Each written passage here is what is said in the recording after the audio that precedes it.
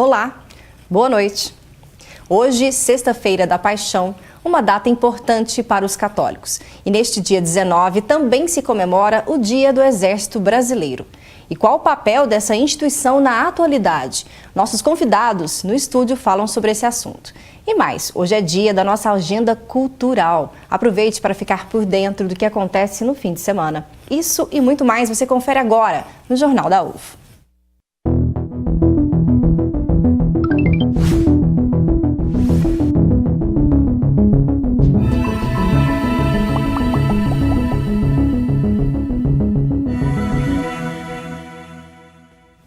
Uma pesquisa inédita de economistas da UFO demonstrou que o preço dos ovos de chocolate estão mais altos nesta Páscoa.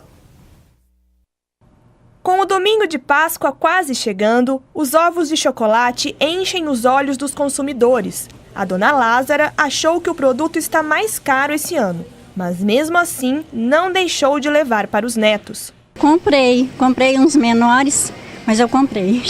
De acordo com um estudo nacional da Fundação Getúlio Vargas, neste ano, os ovos de Páscoa tiveram uma alta de 40% nos preços em relação a 2018. Em Uberlândia, a tendência de aumento também foi observada pela primeira pesquisa feita pelo Centro de Estudos, Pesquisas e Projetos Econômicos Sociais da UFO, CEPS, sobre a lista de produtos de Páscoa. De acordo com uma das pesquisadoras, o estudo começou em 2018, com a coleta de preços dos ovos em vários estabelecimentos.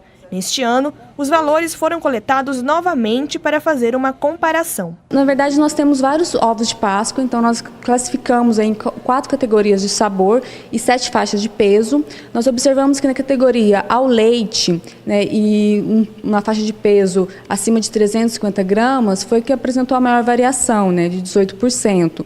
Nós também destacamos os produtos, os ovos de Páscoa com brinquedos ou de personagens, que todas as faixas de peso tiveram variações positivas. E o principal motivo dessa variação positiva de preços tem a ver com a composição dos ovos. Nós observamos que a alta de preços dos ovos de Páscoa em relação ao ano anterior se deve aí à alta de preços dos insumos, são os ingredientes utilizados na fabricação desses ovos, Este gerente de um supermercado de Uberlândia conta que a variação de preços na loja foi razoável, de 8% a 10% e em produtos específicos, como aqueles que trazem brinquedos. Ainda assim, a estimativa de venda para o final dessa Páscoa é boa. A expectativa é a melhor possível, A gente, aqui na companhia, a gente comprou em torno de 15% a mais do que o ano passado, a gente espera vender e assim, de acordo com o que vem acontecendo na venda, tudo indica que a gente vai conseguir atingir esse número sim. Até porque alguns tipos de ovos até acabaram, outros já estão bem pouco, alguns têm um volume um pouco maior, mas como a venda acontece entre hoje, sábado e ainda alguma coisinha no domingo na parte da manhã, a gente acredita que vai vender bem, eu acredito que vai atingir esse objetivo sim. Mesmo achando os preços elevados, a Patrícia não deixou de levar um carrinho cheio de presentes para os funcionários de uma empresa. Todos os anos a gente faz essa ação, na Páscoa, no Natal, a gente sempre dá uma lembrancinha para não passar em branco. Porque o que vale eu acho que é a intenção, então o ovo de Páscoa ou a caixa de bombom é chocolate, então tá valendo. Na próxima semana, o curso de teatro da UFO vai arrecadar roupas e outros objetos para apresentações teatrais futuras. O repórter Júnior Caritel tem as informações. Na próxima semana começa a campanha de arrecadação de roupas e objetos aqui da Universidade Federal de Uberlândia do curso de teatro. E quem vai falar comigo sobre esse assunto é a Letícia Pinheiro, que é figurinista do curso de teatro aqui da universidade. Bom, Letícia, fala pra gente qual que é o objetivo dessa arrecadação. Nós estamos arrecadando roupas para fazer figurinos das montagens do curso, Nas disciplinas, a gente tem disciplinas e a gente faz montagens no final do semestre. Então a gente está precisando de algumas roupas, de alguns itens que vão estar na página, a gente tem a divulgação na página do Diretório Acadêmico Grande Otelo, que é o diretório acadêmico aqui do curso de teatro. E aí pode acessar a página ali que ele está descrito os objetos e as roupas que a gente está solicitando. E você pode citar alguns desses objetos e roupas que podem ser arrecadados, as pessoas podem deixar aqui? A gente está precisando muito de roupas vermelhas e brancas, que a gente está fazendo uma montagem de finalização dos alunos aqui do curso, e a gente vai precisar de roupas vermelhas e brancas. Então, os principais itens nesse momento são roupas vermelhas e brancas, e a gente também está precisando de roupas mais rústicas, calças de linho, algodão, e aí pode ser de qualquer cor, saias longas, curtas, de linho, de algodão. Então, só para reforçar, dia, horário e local para as pessoas deixarem as peças e roupas aqui na Universidade Federal de Uberlândia. Vai ser semana que vem, do dia 22 ao dia 26 de abril. Os horários são segunda, quarta e sexta, das 14 às 17, terça e quinta, das 18 às 21. Aí a gente vai ficar aqui em frente ao bloco, que é o bloco do curso de teatro, em frente ao 3M. Tá certo, tá dado o recado. Muito obrigado pelas informações. Obrigada. Júnior Caritel para o Jornal da UFO. O presidente Jair Bolsonaro participou ontem de cerimônia no Quartel-General do Exército em Brasília, em comemoração antecipada ao Dia do Exército Brasileiro. A instituição completa hoje 371 anos. Durante a solenidade, o presidente declarou que o Exército transpira democracia e liberdade. Em Uberlândia, a atuação do 36º Batalhão de Infantaria Motorizada também simboliza a importância das Forças Armadas no país. Confira. Você sabe qual a função do Exército Brasileiro?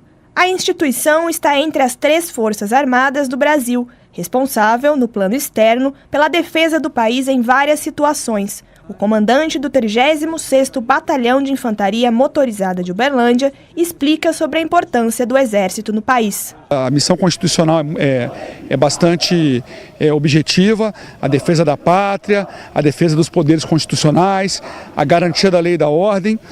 E dentro desse contexto, o 36º Batalhão de Infantaria Mecanizado também, claro, segue essa mesma linha.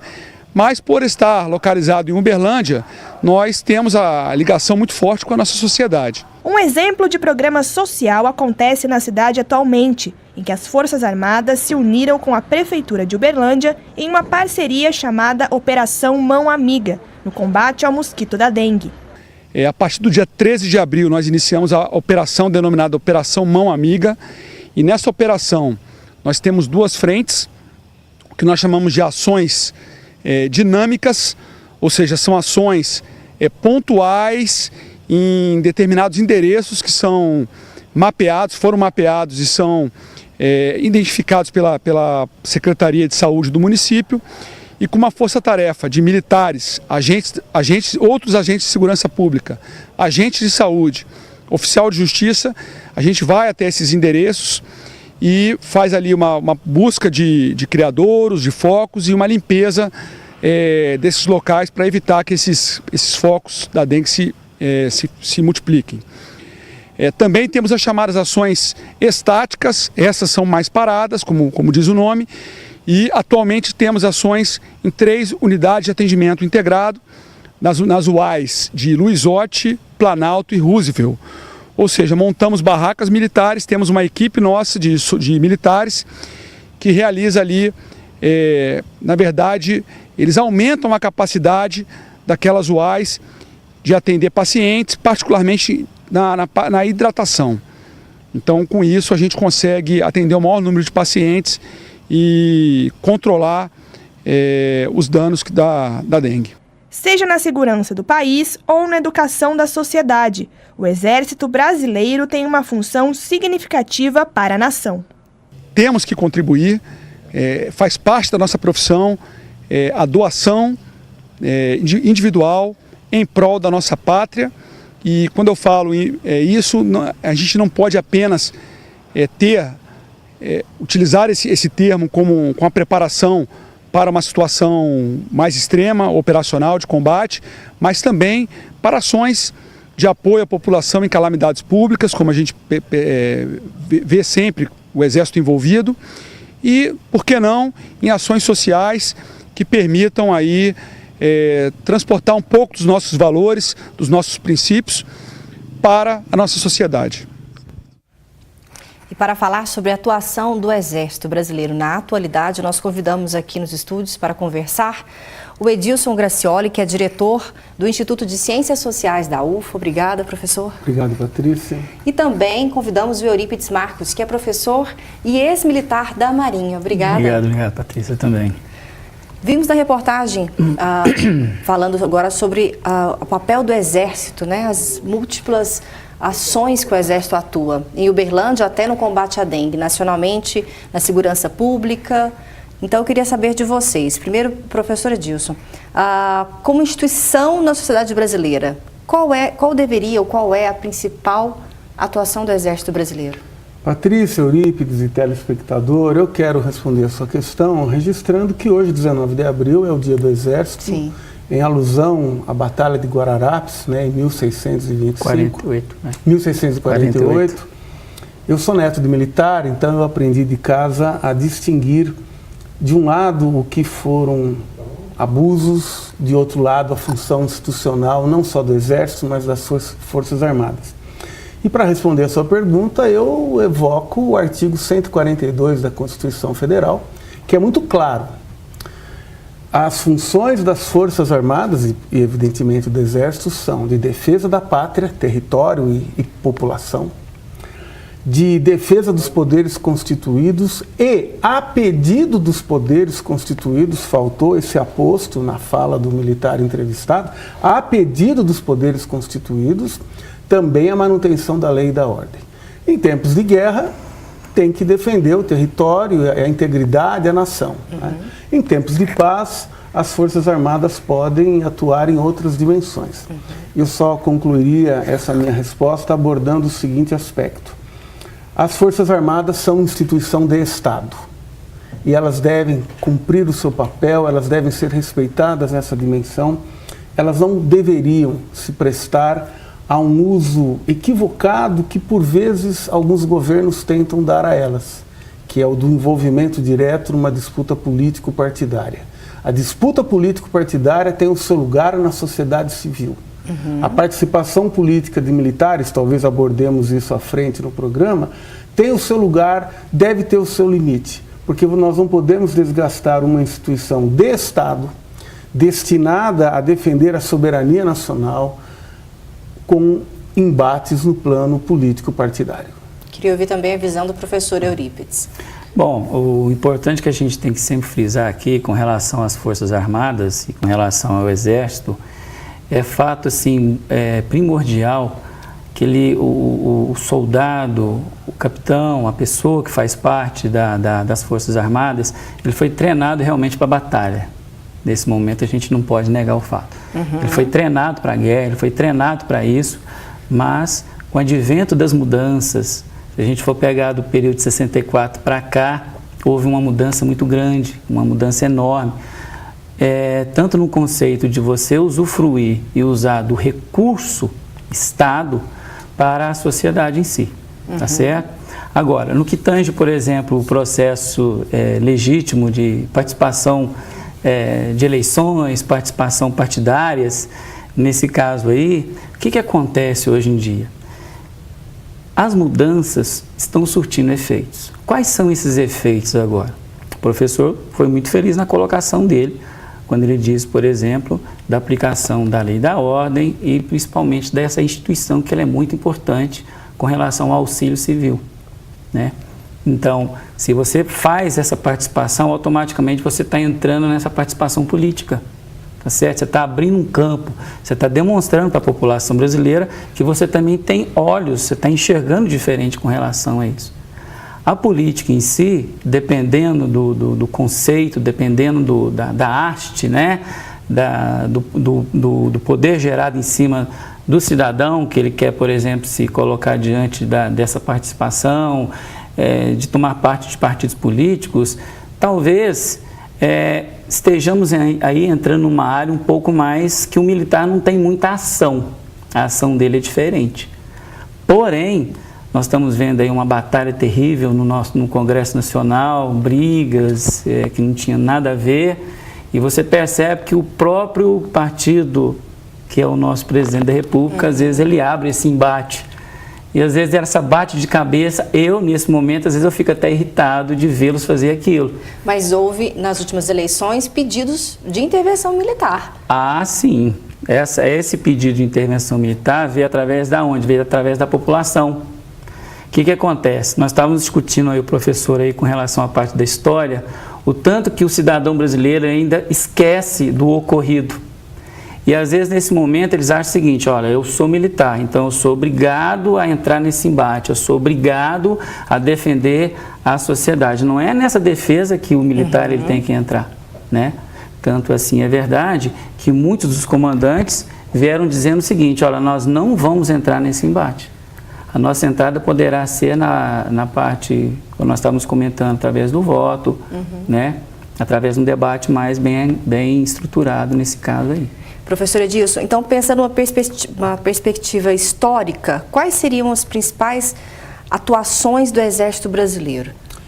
Bom, a preservação do território, a garantia da constitucionalidade, a garantia da ordem, mas há um limite muito tênue entre isso e uma ação indevida. Então aqui eu vou pontuar um ponto de vista que é legítimo. O que houve, por exemplo, em 64, né, e talvez aqui haja uma polêmica, não sei, foi um golpe de Estado. Havia um presidente legitimamente eleito. Uma parcela das Forças Armadas, a partir de 64 e principalmente a partir de 13 de dezembro de 1968, com o ato institucional número 5, usurpou, torturou, né? Isso nós não podemos aceitar. Mas nas Forças Armadas existe uma tradição da legalidade, existe uma tradição da compreensão que o âmbito da sociedade civil é o âmbito do debate. E quando poderes constituídos, agindo em consonância com a legalidade, solicitarem atuação na defesa da lei e da ordem, cabe uma atuação. Esse pedido por intervenção militar no último processo eleitoral, absolutamente irresponsável. Irresponsável. E feito por dois segmentos na sociedade. Por aqueles que querem resolver tudo na base da bala, na base da força. O Eurípides abordou um aspecto importante. As Forças Armadas são treinadas para guerra, para destruir o inimigo. A população brasileira, em qualquer segmento, não é o inimigo. Essa é uma teoria equivocada da ideologia da segurança nacional, que depois deu origem à Lei de Segurança Nacional, que nós temos que superar definitivamente. As Forças Armadas não podem tratar opiniões na sociedade civil como inimigas. Isso é um equívoco. Não é? E um outro segmento de parcela dos que pediram intervenção militar, de muito pouco apreço pela democracia, da ideia de que o Estado é uma espécie de pai que com mão forte vai resolver as coisas. Com mão forte não se vai resolver absolutamente nada. É preciso deixar o processo político seguir o seu curso. Bom, voltamos a falar sobre esse assunto. Agora é hora de sabermos como fica a previsão do tempo neste sábado.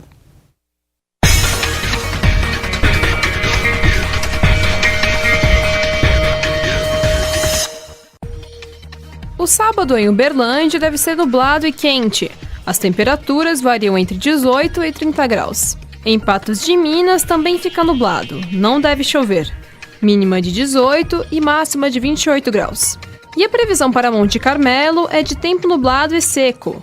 Os termômetros marcam entre 19 e 30 graus. Em Ituiutaba, o sábado é quente e a possibilidade de chover é de 5%. Mínima de 18 e máxima de 31 graus. Santa Juliana também tem o fim de semana quente. As temperaturas variam entre 19 e 30 graus. Não deve chover. No próximo bloco, voltamos a falar sobre a atuação do Exército Brasileiro. E também ainda vamos falar sobre a agenda cultural. Não vai perder, voltamos já.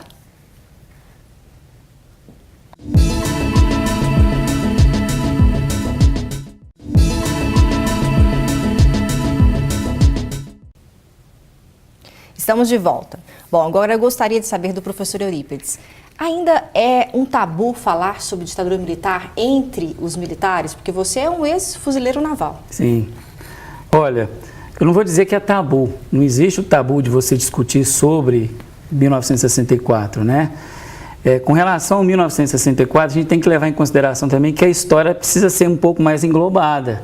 Tá? Nesse ponto eu vou divergir um pouco do professor, tá? Porque se a gente for ver assim, a história no conteúdo geral dela, assim, principalmente aqui no Brasil, você vai perceber que em 64, quem na realidade deu início foi o Congresso Nacional, né? Foi o Congresso. E dizem, dentro da história, que o próprio presidente, que seria nesse momento, né, que deixaria a presidência, estava dentro do avião indo para o Rio Grande do Sul. E naquele momento, o presidente do Congresso declarou que o presidente da República deixou o Brasil, deixou Brasília, né? Deixou esse... Então, isso foi o acontecido daquele momento. A gente pode pesquisar isso aí através da Biblioteca do Exército, né? O próprio Senado também tem isso lá dentro da biblioteca. São pontos de vistas, tá? Com relação ao tabu, eu vou dizer para você, particularmente, não tem o tabu. O que existe é a divergência de ideias, tá entendendo? Então, o professor tem uma ideia da formação dele com relação ao evento de 1964 e eu tenho uma ideia com relação ao evento de 1964. A história, cada um vivenciou a sua. Eu não posso dizer para você assim que aqueles que foram perseguidos é porque eles eram arruaceiros. Eu nasci em 67. A história me passa algo diferente, mas enquanto eu vivia, enquanto eu era dentro da Força da Marinha Fuzileira Naval, não tinha esse contexto do tabu. Nós discutíamos abertamente, não tinha esse problema. Perfeito. E neste mês em que se comemora o Exército Brasileiro, 80 tiros marcaram negativamente a reputação dos militares depois da execução de um civil, por engano. A vítima era um pai que estava a caminho de um chá de bebê. No dia 7 de abril, uma guarnição do Exército atirou 80 vezes contra um veículo onde estavam Evaldo Rosa e familiares. O músico morreu no local. Segundo o Exército, os militares presenciaram um assalto por volta de 2h40 da tarde, naquele domingo, e foram atacados pelos criminosos. Eles responderam à agressão e atiraram contra o carro. Segundo o Comando Militar do Leste, o homem que morreu e o outro que ficou ferido eram assaltantes. Na quarta-feira, 10 de abril, a Justiça Militar decidiu converter a prisão temporária em preventiva de 9 dos 10 militares que foram acusados dos disparos. Na sexta-feira, 12 de abril, durante a inauguração do aeroporto de Macapá, o presidente Jair Bolsonaro foi questionado pela imprensa sobre o fato. O chefe do executivo negou que o Exército tenha matado civis. Disse que foi um incidente e lamentou a morte do cidadão. O presidente também disse, abre aspas, está sendo apurada a responsabilidade. No Exército sempre tem um responsável. Não existe essa de jogar para debaixo do tapete. Fecha aspas. E na madrugada dessa quinta, 18 de abril, morreu Luciano Macedo, um catador de materiais recicláveis que tentou socorrer as vítimas e foi ferido durante a ação. Ele foi socorrido, mas não resistiu. Bom, professor Edilson, agora, o que essa intervenção no Rio de Janeiro pode nos dizer sobre a preparação do Exército na segurança pública? Eu vou te responder, mas antes pontuar um aspecto relativo à questão anterior. De fato, o então presidente da Câmara dos Deputados declarou vaga a presidência da República, quando, na verdade, o presidente legitimamente eleito estava em território nacional. Então, foi um golpe que começa ali. Mas nós não podemos nos esquecer de toda uma articulação de parcela das Forças Armadas brasileiras, inclusive com a Marinha dos Estados Unidos, que se preparava para dar suporte, se fosse necessário, ao movimento que depois se estabeleceu e que eu chamo de golpe. Convido o telespectador a assistir a 2 documentários sobre isso, O Dia que Durou 21 Anos e Dossiê Jango. Enfrentando a sua questão, as Forças Armadas não têm o preparo para fazer segurança pública cotidiana. Esse episódio demonstra isso. Tanto que há, entre os especialistas, entidades de direitos humanos, uma vertente que diz que, inclusive, a polícia militar não deveria ser militar, porque as Forças Armadas, elas têm uma outra função regular no uso da força. O policiamento preventivo, ostensivo, deve ser por parte da polícia, mas sem essa conotação de polícia militar. Esse episódio não foi um incidente. Ele se estabelece num contexto com dois pilares.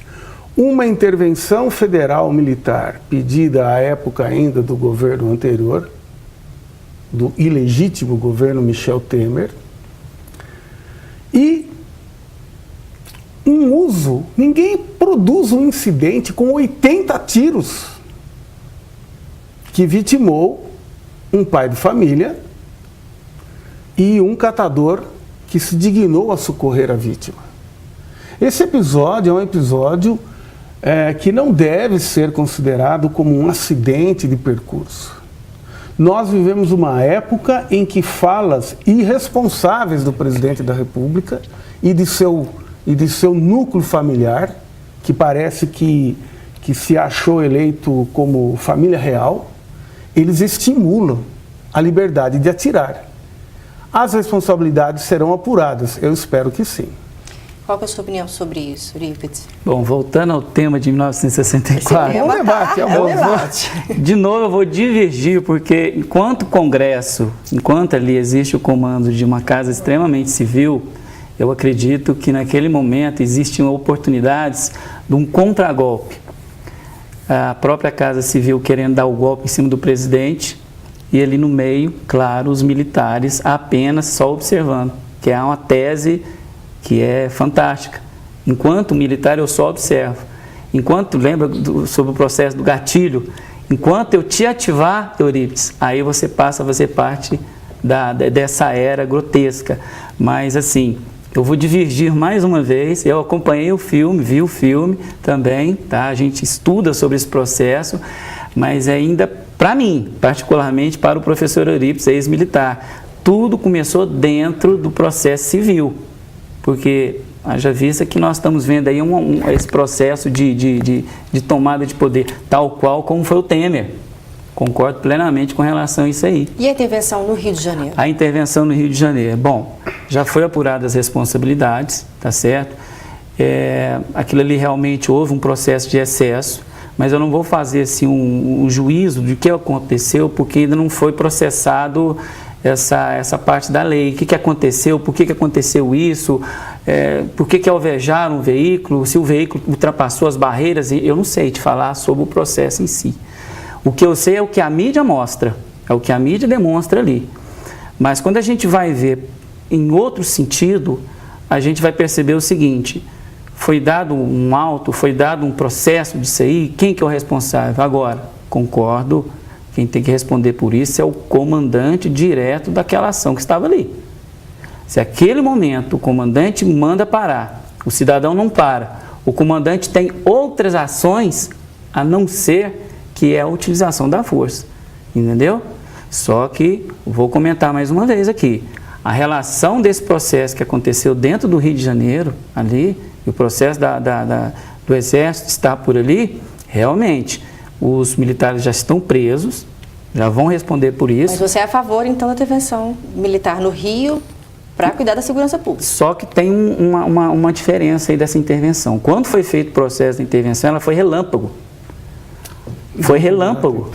E aí eu vou concordar com ele, porque existia ali um processo relâmpago que estava valorizando a política. Existia uma eleição que estava vindo ali, entendeu? Então isso aí foi uma questão de erros, houve fatores de erros ali. Perfeito. E hoje é dia de agenda cultural e nós vamos saber agora qual a programação para este fim de semana. Confira.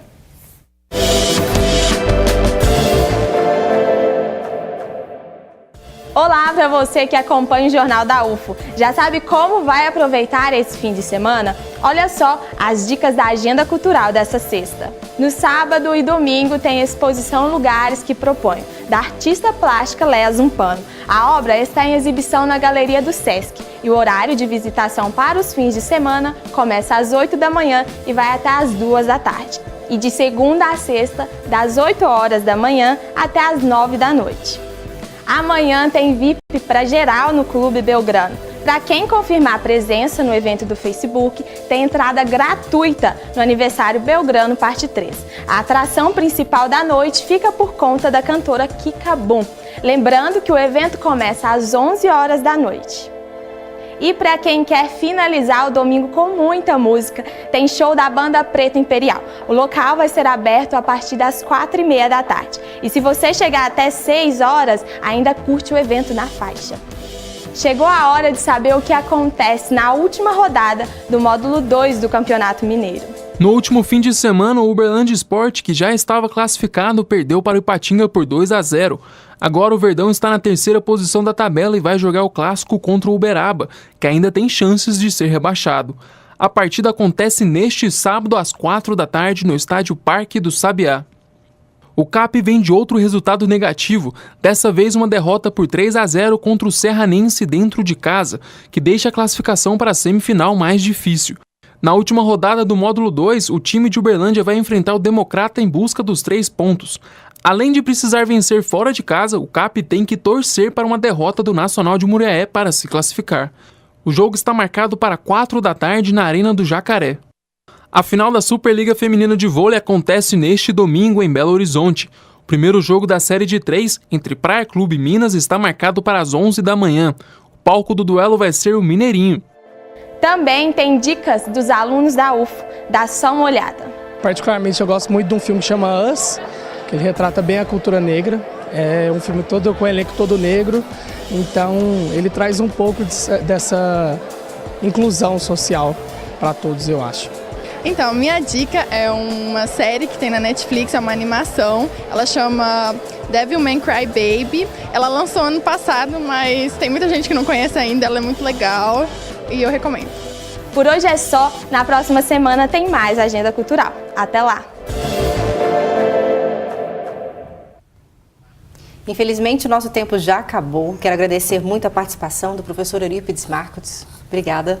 Eu agradeço a participação aí e espero que a gente, no futuro, possamos fazer um novo debate aqui, né? Com certeza. Diante dessa oportunidade que nós estamos tendo aqui, viu, professor? Obrigada também, professor Edilson Gracioli. Muito obrigado. E para um novo projeto de desenvolvimento nacional, as Forças Armadas precisam cumprir as suas funções constitucionais. Eu estou sempre disponível ao debate, é uma forma de prestarmos também contas daquilo que fazemos na universidade para o público que nos mantém. Lembrando que todas as opiniões aqui dos nossos convidados são individuais e não da emissora. Nós ficamos por aqui. O Jornal da UFO agradece pela sua audiência. Tenha uma excelente noite e um ótimo final de semana. Tchau!